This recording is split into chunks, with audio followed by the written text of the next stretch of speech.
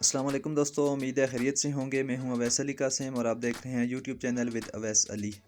دوستو آج میں بناؤں گا کچھ پرانے پھولوں سے نئی کٹنگز کے ذریعے نئے پودے۔ تو میں نے کٹنگز تیار کر لی ہیں پہلے سے، ان کو میں نے کچھ پتے ان سے کاٹ دیے ہیں۔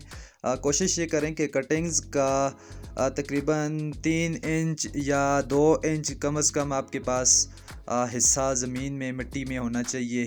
گملہ میں نے پہلے سے تیار کر رکھا ہے پلاسٹک کا، اور یہ کٹنگز میں نے بالکل سیدھی اس میں لگا دی ہیں۔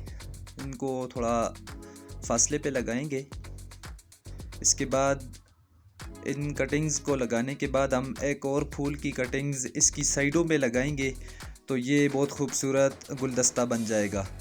تو یہ پھول، اس کی شاخیں بہت زیادہ بکھری ہوئی ہیں، تو ہم ان کو بھی تھوڑا مینیج کر لیتے ہیں، اور ان کی کٹنگز کو ہم بجائے ویسٹ میں پھینکنے کے، ہم ان کٹنگز سے ایک اپنا خوبصورت سا گملہ تیار کر لیں گے۔ ہم نے کٹنگز تیار کر لی ہیں۔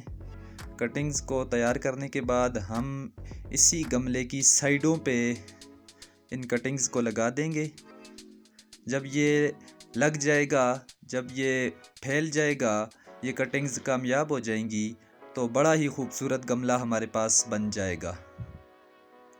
ہم نے اس کی سائیڈوں پہ فاصلے پہ 1 انچ کے تقریباً فاصلے پر میں نے کٹنگز کو لگا دیا ہے۔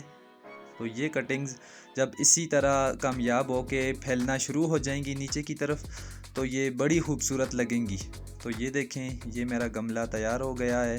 اس کے اوپر تھوڑا پانی بھی ڈال دیتے ہیں، حالانکہ مٹی تو میری نمدار تھی، لیکن پودے کے اوپر، خصوصاً کٹنگز کے اوپر پانی ڈالنا نہ بھولیں۔